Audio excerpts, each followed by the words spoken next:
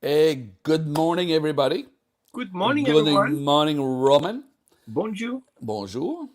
Not everybody's here today, but Kathy has excused herself this morning. It's a technical issue.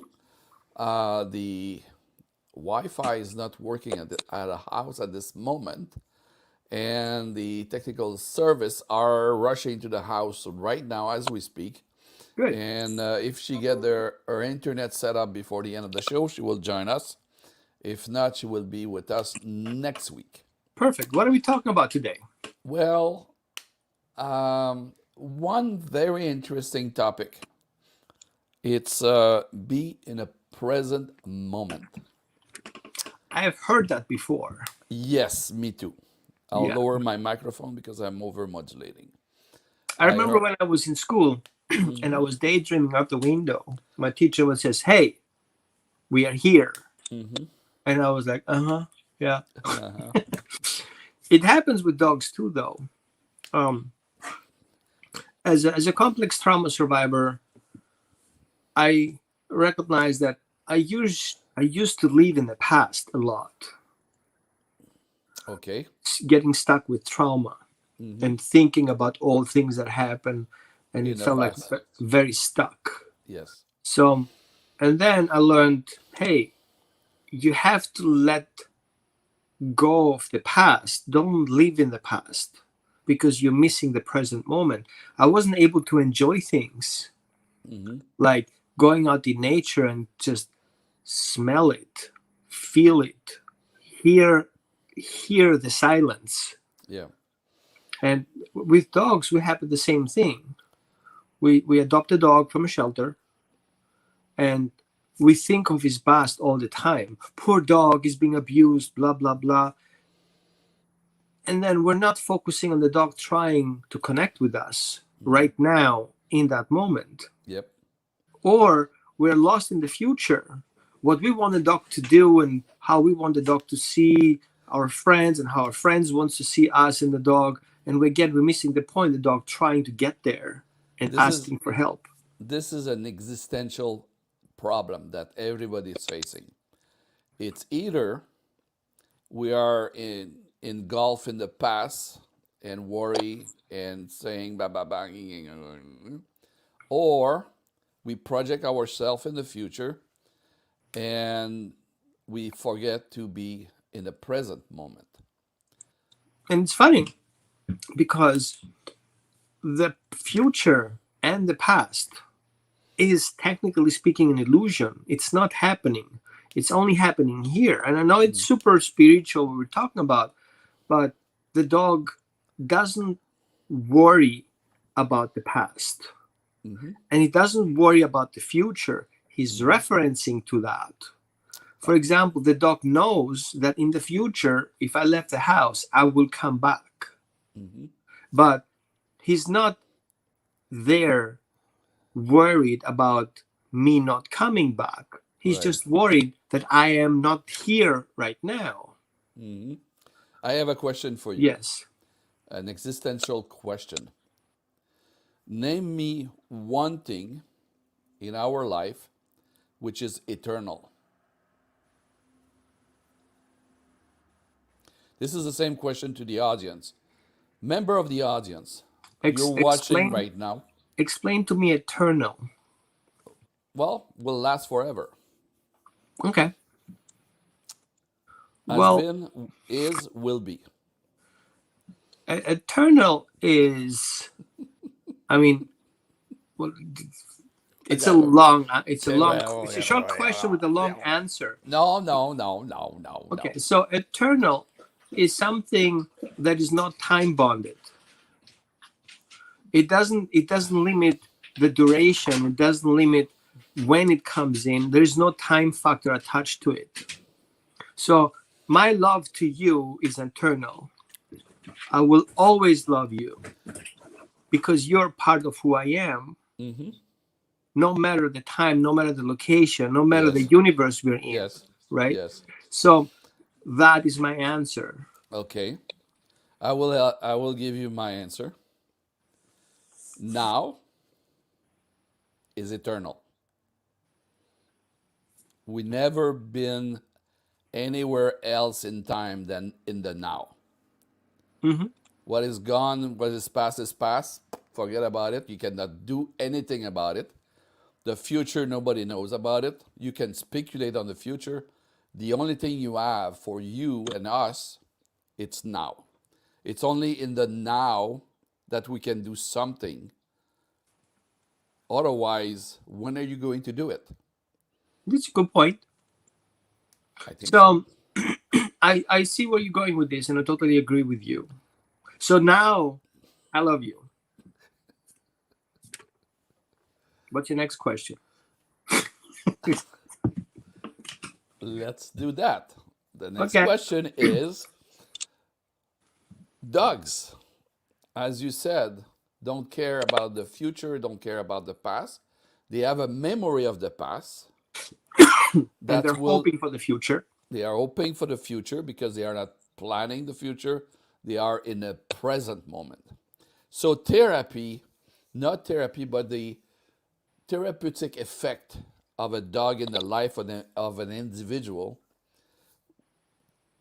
you can expand on that because you are a behaviorist Mhm. and you have a person which went through a difficult period of time and then come in the life of that person a dog. What would be for that person the challenge? Well, we have to see people coming, many people coming with the trauma brain. Mm-hmm. And I'm a great example for that. Not the representative example, but I have a good example for that. I used to be afraid of making any choices because I was afraid of the future, the punishment Mm-hmm. for my actions. So I was remembering the past, what happened in the past of me making choices, and there was always wrong and being punished. And then in the moment when I have to make a choice, I'm referring to the future. What will happen if I make a choice and I don't make that decision? So I basically get stuck in the loop. So the only way to get out of the loop is to recognizing that you have choices Mm-hmm. and you can control your environment and you're not the victim. Okay, you have to stay away from that victim state of mind because you can always have a choice. Even if that choice is not giving you the results you want, you still have a choice. Mm-hmm. There's no one who can take that away from you of making a choice. Now if that choice can become an action, that's a different story, but you have the choice. Right.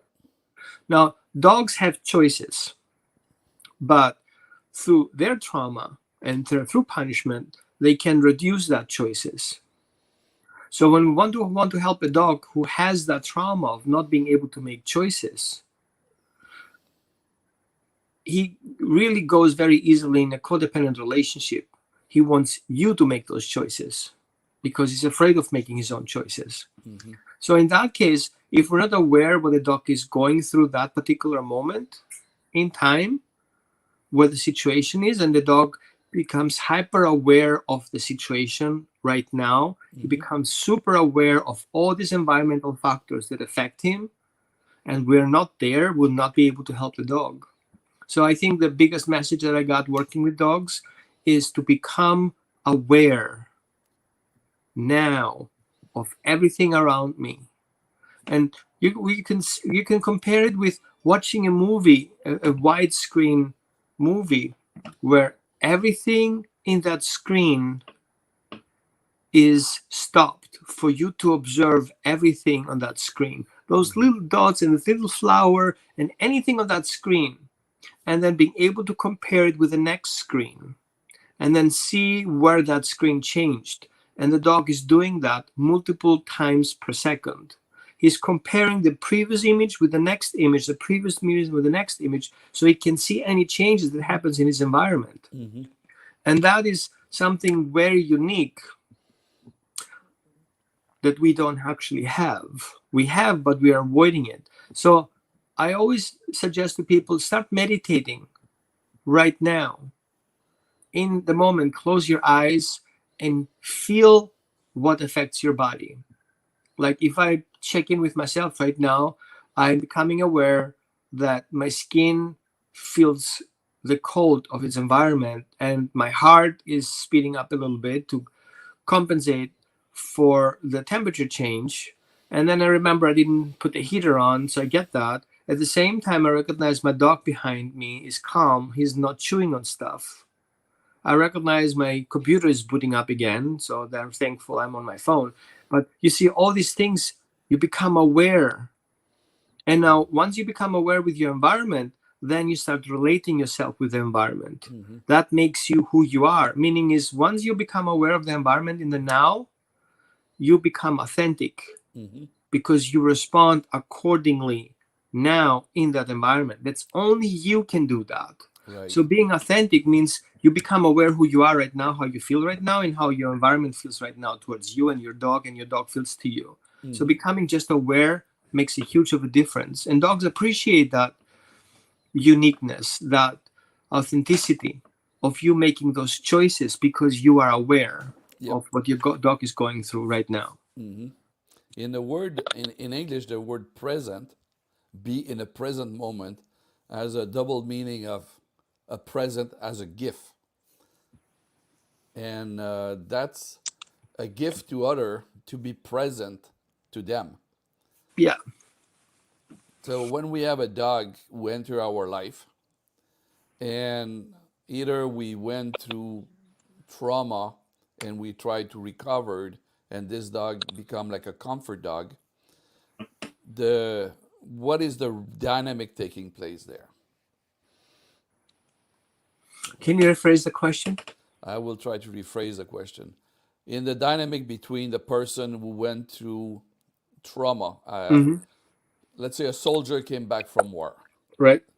and a dog is introduced in the life of the soldier, and the dog is a therapy dog or has some therapeutic effect on the person, what would be the factor helping the person with a trauma in the context of having a dog which will support that person? Well, that's a kind of a tricky question to answer, because for my belief system, I don't believe a dog who is trained therapy dog can be so effective into recovery as a dog who's naturally inclined to bond with the person and his trauma. I do believe in the divine intervention, that there's always a perfect dog and a person with that dog, and there is, for some reason, this divine intervention of synchronicity, Mm-hmm. that you end up with a dog who has a similar core trauma as you have, so you can learn both. You will help your dog while your dog is helping you at the same time. Yeah. Sometimes, because of all these blockages that we have and all these dissociations that we have, we're not able to see that. So sometimes we need external help to become aware of it. So when I work with people and dogs, I'm not a therapist per se, but I do point people out, hey, isn't it funny that you notice all this trauma in your dog? How do you relate with that? And then always the answer comes, well, I've been there. Mm-hmm. And so, yes, sometimes we project things that we have experienced onto the dog that we're working with, but sometimes we have this empathy, and we are we feel that empathy. We feel that connection because we have something in common. So we resonate with that. We And have. it becomes kind of a connection. Hmm. When we pull up, we pull the dog with us. If the dog pulls up, he Hmm. pushes us up. Yep. But we have to do the first step. Hmm. We are the one who are more evolved than the dog. But it doesn't mean that we are smarter than the dog because we are evolved. Right. We're just more complex. Hmm. But one of the other factor, this is something I observe. I don't have a dog. I'm not a specialist. I'm not a therapist. But one thing I observe is the dog require our presence and our attention in a moment. It's not some, you don't interact with the dog like, I'll take care of you later. Or it's From more my, like an interaction in the moment. It's not like, yeah, I would say we should not stay stuck with the moment. I have to be constant with my dog. no, that's not what I However, mean. right, okay. So when we interact with the dog and we have time for it, we have to be honest about how we feel about things. And when we are ready, we can invite the dog to join us right now and be focused 100% on the dog. Hmm. We give him the attention we expect the dog to give us in return, but we have to give a good example. And then once that interaction is over, then you can honestly say, I'm done with it right now. I want to do something else. Hmm. So if you observe dogs in real dog life, like not in captivity, like pets, but more free roaming dogs, um, their interactions are sometimes short, sometimes a bit longer, but they're not all the time. The Hmm. dog doesn't care if you bark or not unless you bark about the problem. The dog Hmm. doesn't care if you're chewing on something unless I'm hungry and I want to have what you have. So there's this freedom of doing things that is your business, nobody else's business. Hmm. So I see many people, and I'm not generalizing here, but I notice that some people are very controlling about what the dog is doing. And I think it's fear related. And we have to look into that from a personal perspective. What makes me feel the need to control my dog so much? Yes. Is it love addiction? Is it fear that dog is not doesn't love me anymore, or I have to do things that so my dog loves me more than he already does? Hmm. So always check. I always let people check in with that. How do you Yeah. feel about if you don't tell your dog what to do right now? Don't tell him to do this. Don't tell me to do that. Just let him do his own thing, and don't mind it. But at the same time, minding, not minding, is the wrong expression of it. Says you care about your dog, you mind what he's doing, Hmm. but you're not offended or you don't want to manipulate it. Let the dog do what he does.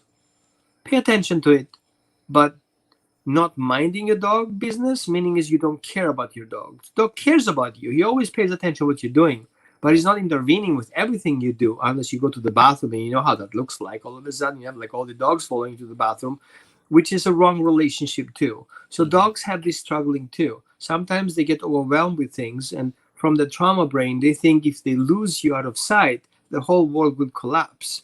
We shouldn't encourage that either. Hmm. The one example I witnessed.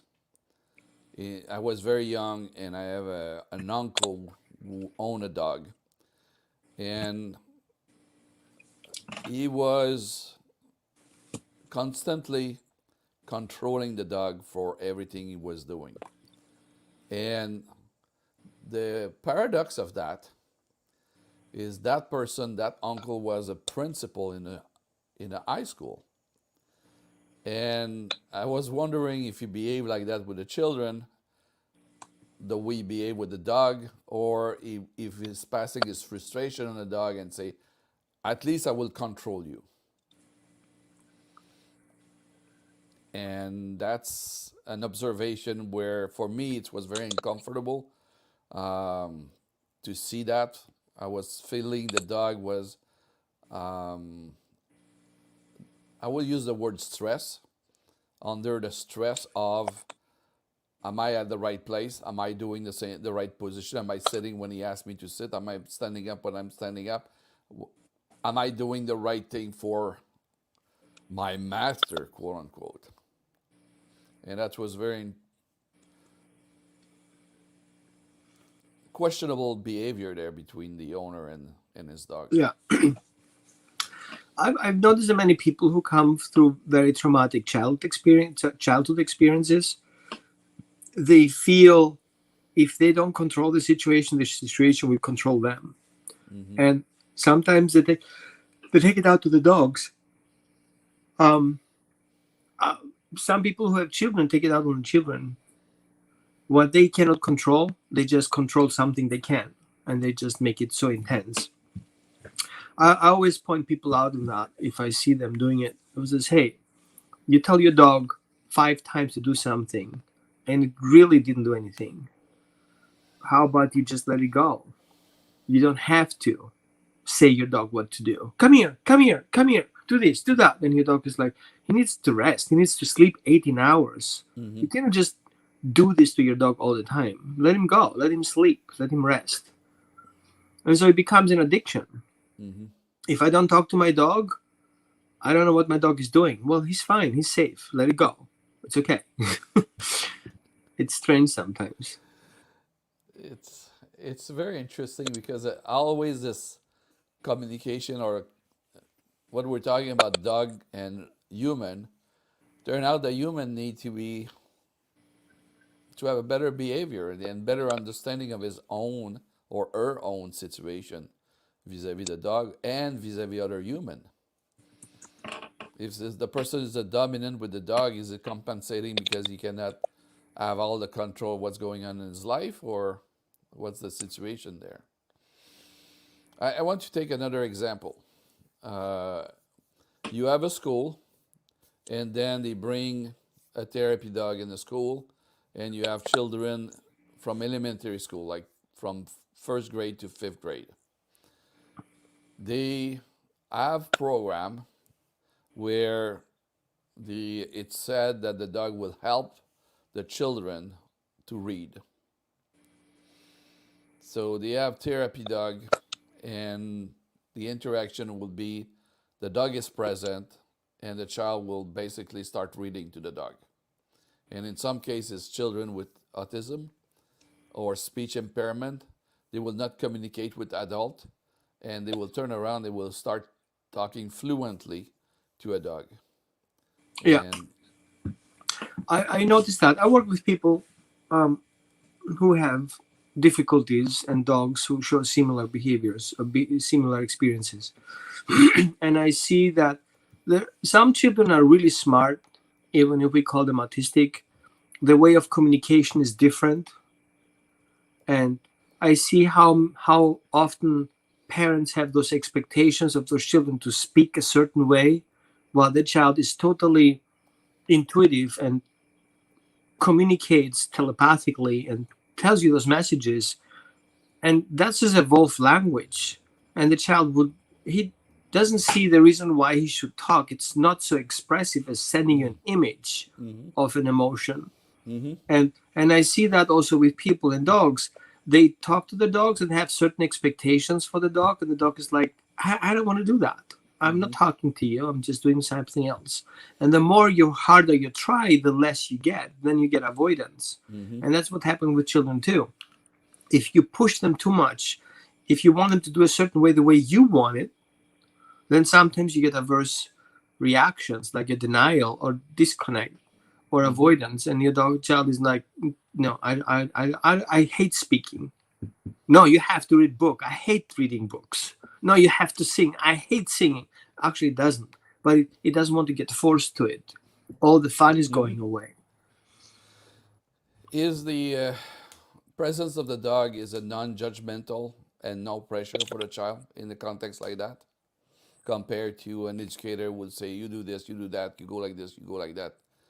The presence of the dog is, it's not passive, but it's not imposing anything on the child. No, it's not. There's this free will connection. I care for you because of who you are. And the child or the adult cares the dog back for who he is. So this is this freedom of relationship that happens there. It's so free. There's no obligation to it. No It's agenda. not a contract. Yeah. It's an agreement. That's pretty amazing to see how how a dog can impact a person by not acting like a person. Yeah, it's really interesting because we see animals as different, but in fact, we both are mammals. Hmm. The dog is a predator. I think we behave the same way. So, but our evolution and our spiritual evolution Hmm. got us a little bit away from our emotional evolution. Yeah. We are overthinkers. We want everything to have a reason. If it doesn't have a reason, it doesn't make any sense. If we cannot touch it, it doesn't exist. So we're struggling with our stuff. Dogs don't really struggle with their stuff. I think dogs are more evolved as species. We just went the way back for some reason. Hmm. Because I see people struggling with other people. Yeah. I see people just going into wars and fighting with each other for really not other reason. Somebody told me, Yeah. and that's why I go to war. Somebody told me, that's why I hate you. Somebody told me, that's why I'm friending you. Dogs don't do that. There's no I told somebody else to tell you, so you don't hate, you don't like me anymore. Hmm. He likes you, he doesn't like you. It's because of that moment that's happening right now. And a month later, oh, I like you. Why? In the past? Yeah, okay. We're good. No problem. It says is a dog in that connection is a dog as how can I say that um, take the experience of the past with a human, and when is back in the presence of this human, will react to what happened to him in the past. Yeah, I feel there's a term they call the body holds the score. So we know that species can hold up to 17 generations memory of a negative experience. Okay. So we have to see there are two ways of experiencing. The one is you survive, and the other one you don't.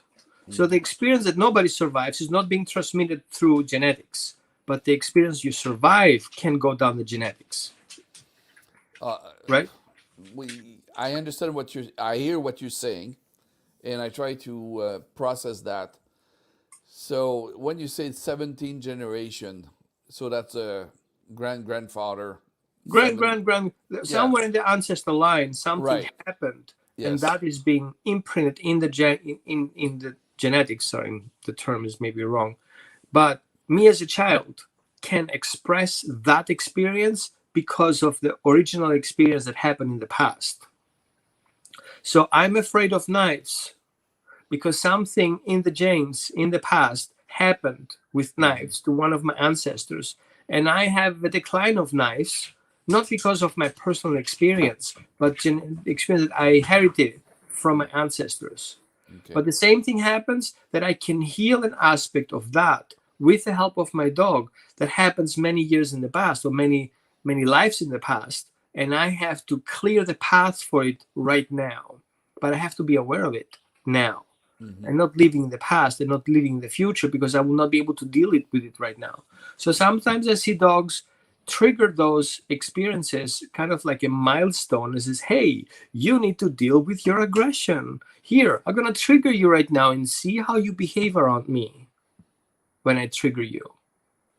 So that awareness of what my response would be if my dog does something wrong is not just for me to respond to the dog because he did something wrong, it's for me Hmm. to trigger that healing process. Hey, why are you getting so aggressive to something that something happens in front of you that didn't harm you in person? It harmed something else. Or something happened that you get so energetic about, so passionate about it. It's not Hmm. really that amount of a thing that you need to deal with. And I can see that. And when you deal with aggressive dog, you what is the attitude to have? Is that freeze, run, try to control the dog? Um, But what? aggression is a tool to survive, Hmm. and we have to see that the aggression is everywhere. But we see aggression as a bad thing, but it's not. Aggression for a puppy is to fight his way to find his mother to drink milk. between the others. That action of going in between and try to force yourself into safe place and to do your Right. meal is part of aggression. Now it can escalate in the future, because then in the future you need to kill to survive, and this is where our mind in aggression is killing and doing some damage. But you know what? Looking for a parking spot and try to be faster than somebody else, it's already part of aggression. Now, if you go further into that, the evolution of aggression is play. We play aggressively and we want to win, but we are consciously aware of the situation, so we're not over killing it. Mm-hmm. Yeah, I'm gonna pass you a kind of a ball like this, so you're not getting it, so I win and you lose, but I don't have intentions to kill you, and I don't want you to lose, but I want to win. Yeah. So the evolution of play, the evolution of aggression, is a play game that imitates killing without anyone get harmed. Yes. So you have games like soccer, football. Yeah, we have games of interaction, social plays in children in school that teaches them how they would survive in social settings in the future when they are running a business. But if we take that away, that experience, then we're letting the child just with aggression, because it doesn't learn there is a feedback of your behavior. So it's not, the children don't learn that. Okay. And so especially now with COVID, we see this all the time. The dogs become more aggressive, and because they didn't learn to play, and that aggression now becomes dangerous because they don't have this regulatory factor to create that upper limit. How far can I be aggressive without my friends avoiding me? So it's not answering my question really, but it's giving some indication. You face with an aggressive dog. You walk on the street, and an aggressive dog show up, bark at you, rush toward you.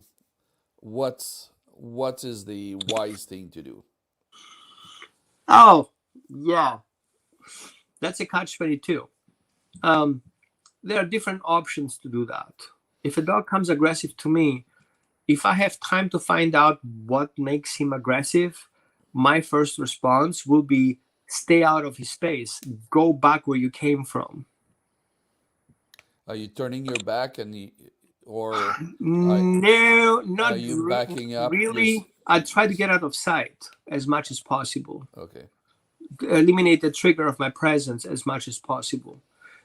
Some dogs, depending on the dog, some dogs see your movement as a trigger. Some dogs see the presence of your trigger. Sometimes they see your being in the specific, territory as a trigger. So, but the dog doesn't see you. He doesn't know what you're doing. So I would suggest get out of sight as quickly as possible. It's really something you have to do intuitive, because you don't know the reason why the dog is doing that. And I don't think anybody has time, unless you're a psychic, to find out why the dog is doing that and do a countermeasure.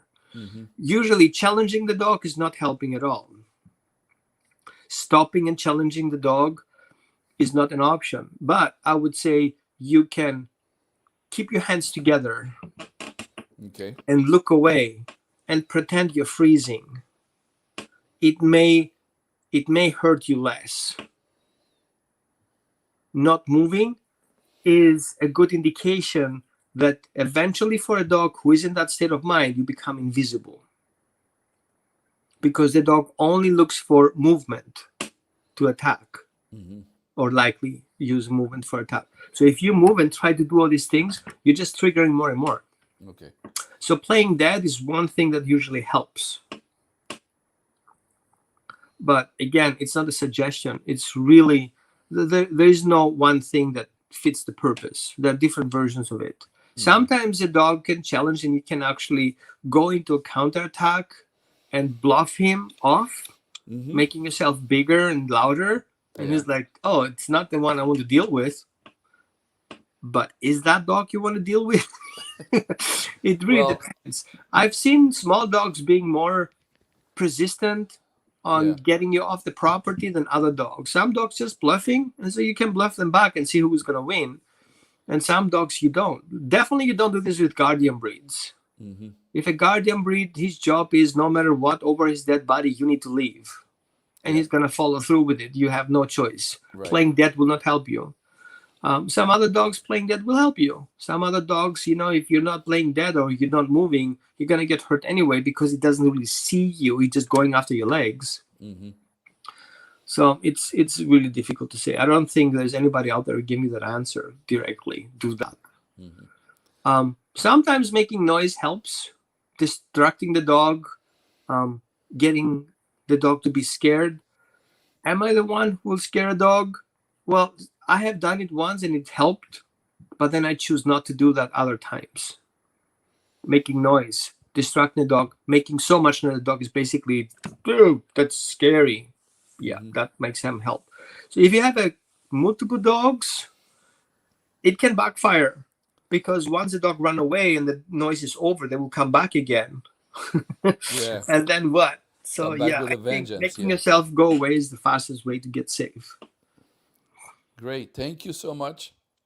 Um, Thank you for your contribution again. And any closing word about relationship between human and dog, present moment, I would say attention? the best way to build a relationship is to become aware that you have obligations as a partner to answer the following questions. Is my dog safe with me? Is my dog trusting me?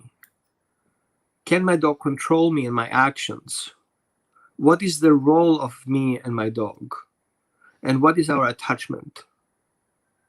So if you cannot answer those questions, then you're not being able to create a maximum of your relationship with your dog. The dog needs to feel safe. The dog needs to trust you. The dog needs to feel that he can control your actions. If you're uncontrollable, you're dangerous. And then he needs to know what his role is in that relationship. And then what kind of a relationship do you have? Is it a parenting dog relationship? Is it a Hmm. friend relationship? Is it a prey predator relationship? What's the relationship here, right? So I think those elements are the best suggestion to kind of stay in the moment and see, does my dog feel safe right now? Does he trust me? Hmm. Um, is he in control of the situation? Do I need to step in? What's the role here? What are we doing? Or what kind of relationship do we have? What is my right to tell my dog what to do? That's very good point. I appreciate that. I'm sure the audience appreciate that too. And on these word of wisdom coming from you, we will close the show and we'll say that next week we'll have What do we another. talk? What do we want to talk about next week? Maybe people want to give some suggestions. Hey, I Yes, would like to know that please. or this. Type it in the comments and we will respond to that. Maybe that's our next subject for next time. Absolutely. Send your suggestion and I will post that like this. Oops. I mean, I got a lot good question last time from a child we were working with. It was a 5-year-old, and there was a dog fighting incident, and the only witness was that child. Mm-hmm. And so I asked the mother, like, bring the child in. Let's ask the question. So I was really surprised how detailed the child had observed that interaction with those dogs. Mm-hmm. He recognized who wanted to do what. He was so able to tune in into that situation that he was aware how everybody felt that moment it happened. And I was like, wow, I learned a lot from that kid today. That's great. Thank you so much, Roman. Thank you, everybody, for watching. See you guys next time. Next time, we'll see you very, very soon. Bye And bye. bye bye.